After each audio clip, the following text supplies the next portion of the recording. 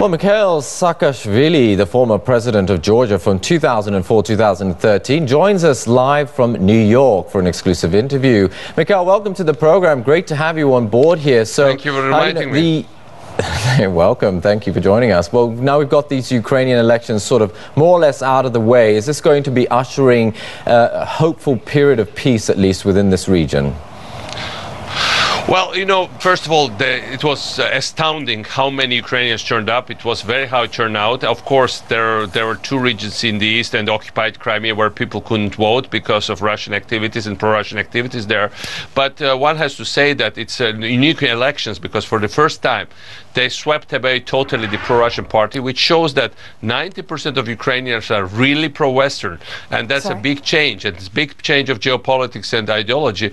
And Petro Poroshenko, whom I know very well because we studied together at Kiev University at the International Institute of Kiev Institute of International Relations, and I think he's a good choice. I think among all the candidates, definitely he's somebody with special qualifications. He has very good education. He was brilliant Minister of Foreign Affairs in previous administration after Orange Revolution. He kept a number of important positions, and you know, this is kind of guy who started his business from the scratch. When we went together to school, you know, he had a video salon at student dorm, which basically was the only window for us to Western movies and culture back in early perestroika times. So he started business from the scratch. He didn't really have access to natural resources and steel industry, which is the cash cow for Ukraine. So it's not kind of oligarch. He's a rich businessman, but he's another kind of type. And I think, by the way, the strange also, he's the first leader of Ukraine. He's the first ever prime minister or president, because none of them has ever spoken fluent English. He's the first one to speak English and who has to have proper education. And that's quite remarkable. He certainly does. He speaks English very, very well, of course. Look, it's a pleasure to have you with us today. You sound very optimistic. Of course, this is far from over at this stage, because we don't know whether or not this vote is going to be unilaterally accepted at this point, because clearly there are a number of Ukrainians who are unable to actually get to the polls. You said before that what we're seeing here is history repeating itself. Are you very concerned about the final outcome of this situation? Yes, because the big elephant in the room, which everybody should be paying attention, that is Russia. And despite the fact that Putin might say different things for the Western counterparts in order not to get sanctions on his, cash machine, this is his gas and oil sector. But the reality is the following: Putin is pretty weak, but he's very nasty, and he has strong will to be more obnoxious, more of a spoiler. And the West is much stronger than Putin, but the West doesn't seem to have will to confront him. Now, the problem is that the West will have eventually to confront him. That always had happened in similar situations. It's a matter of time when. And the later it happens, the more price West will have to pay. So, there is this discrepancy in our international relations, what we're observing. And certainly it's going to continue. Putin is not letting Ukraine to go like this without a fight. He will fight till the end, that's for sure.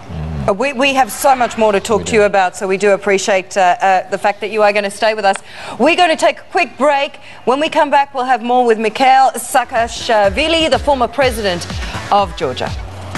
Let's get straight back to Mikheil Saakashvili, the former president of Georgia, who's joining us live from New York. We appreciate you sticking around to chat to us some more.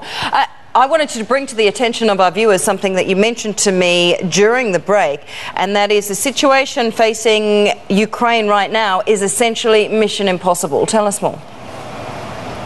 Well, it is very difficult because, on the one hand, for the first time since Second World War, somebody has taken over territory of another country.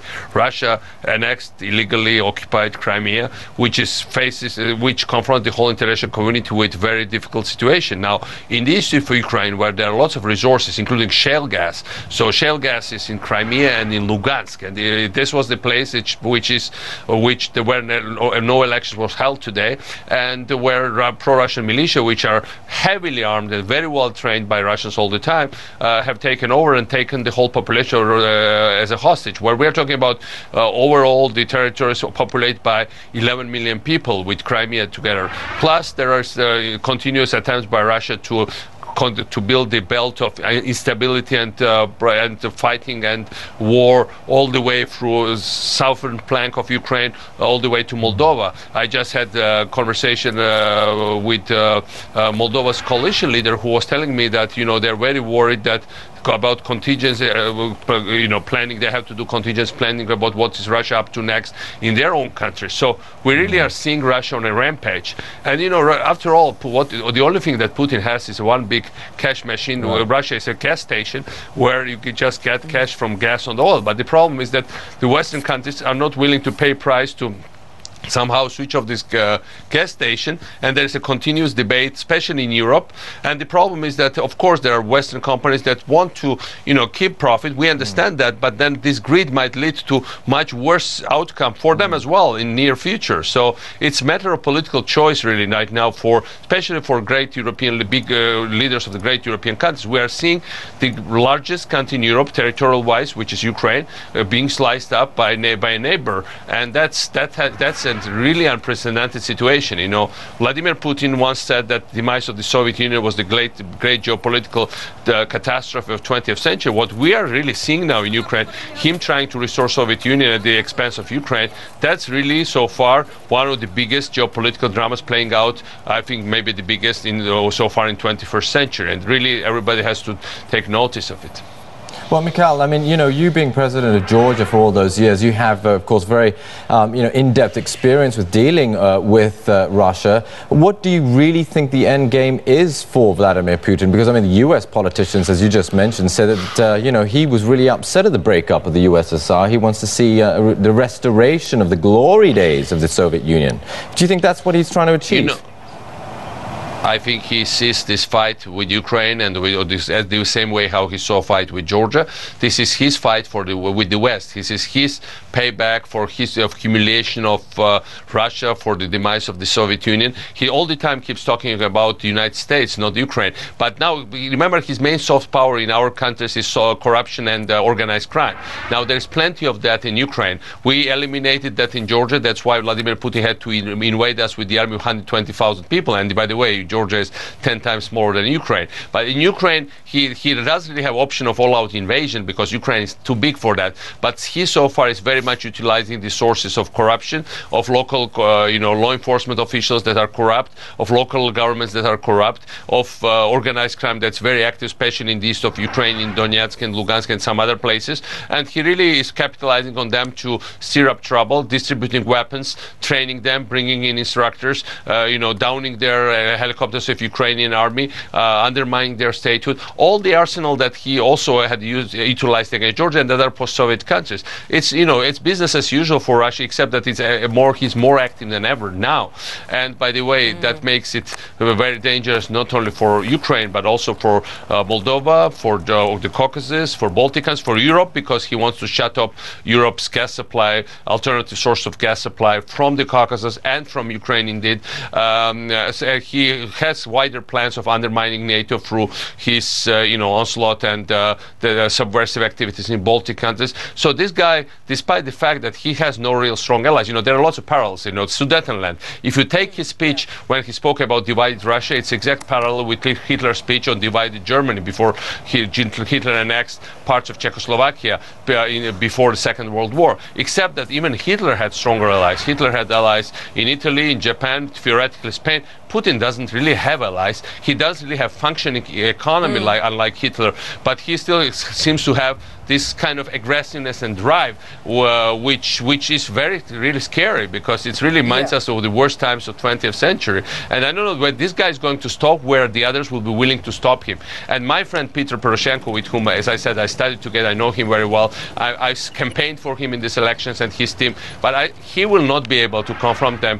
He's on his own. He really needs strong support, and this problem, it will not go away by itself.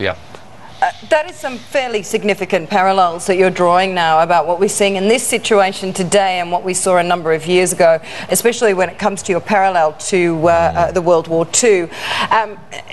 It sounds minor, but how effective are sanctions going to be? I know that you're calling for the West to do more at the moment. What we've seen is sanctions on various industries or various individuals. How effective will they be?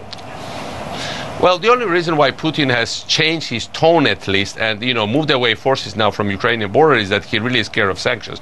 He is not, he's not Joseph Stalin. He doesn't. He wants to live like a U.S. billionaire, but wants to rule like Stalin. So that's this discrepancy and main problem he has. And when some wife, even of his official, whose card doesn't work when she goes to diamond store shop in Florida to buy diamonds on the stolen money from Russian kleptocratic economy, she might get angry at her husband. And that already works, by the way. This kind of sanctions already work and bite them. But what really matters now is to switch off their main cash machine, which is their gas and oil sector. And on oil, it's doable like tomorrow. On gas, it takes longer time, but it can be eventually replaced by the U.S. shale gas plus gas from Turkmenistan and Azerbaijan that used to go through Georgia and already through existing infrastructure. It's a matter of a couple of years when it can be done.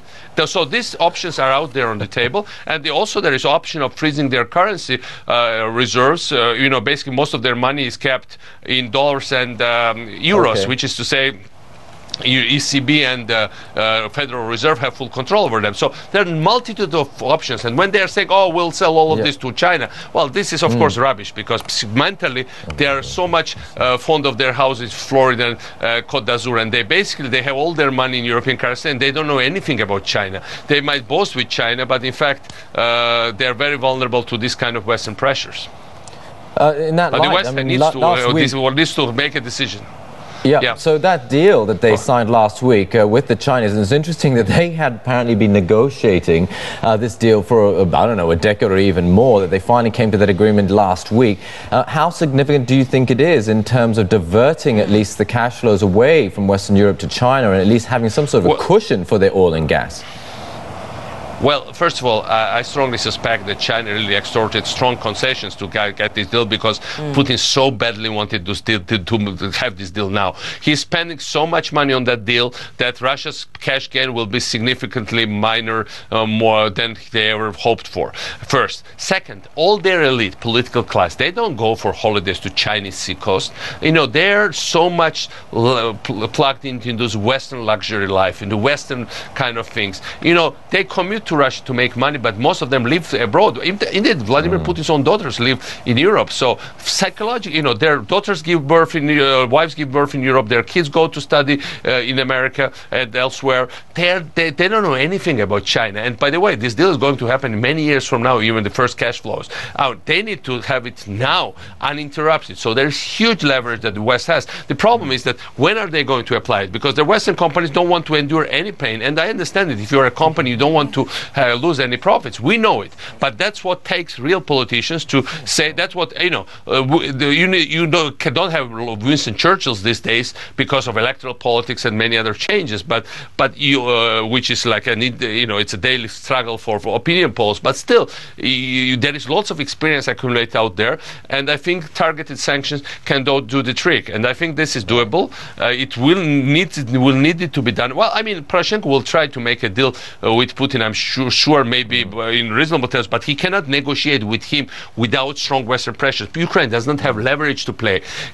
West needs to back them. West needs to show that they're involved. They need to, supply Ukrainian army with the weapons that they badly need. They need to train them. They need to help them economically. They badly need reforms in Ukraine. And by the way, Georgian experience is relevant there, and we are already helping with some of our style reforms that we did. Okay. So there's both.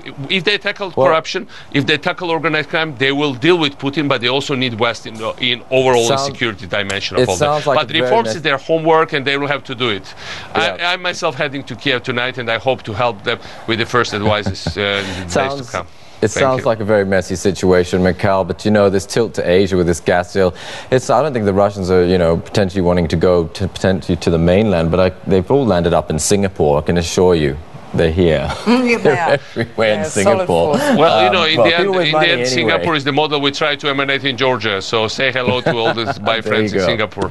There you go. That's good to know. Good to know. Fantastic. We went there many times I took by people our ministers and MPs lots of times there for excursions to see, and some of the things we imitate were applied very much to Georgia, even if we are not, if we are from another cultural background, but it really works. So it's It's an universal recipe to turn your country to a hub with very low level, with no corruption, with no bureaucracy, no red tape, ease of doing business. We were number 8 on ease of doing business. Singapore is number 1, but we started from 137, and Ukraine is right now 137. So they have a long way to go. We were 137. We are number 8. Singapore is number 1. So Singapore is kind of thing to which we all aspire, but we almost made it. It certainly we almost made it. You travel safely, sir. It's been a pleasure to have you with us. Thank you for being with us. Thank you so much. Mikheil Thank you very much. Saakashvili, former president of Georgia, coming to us live from the US. We'll come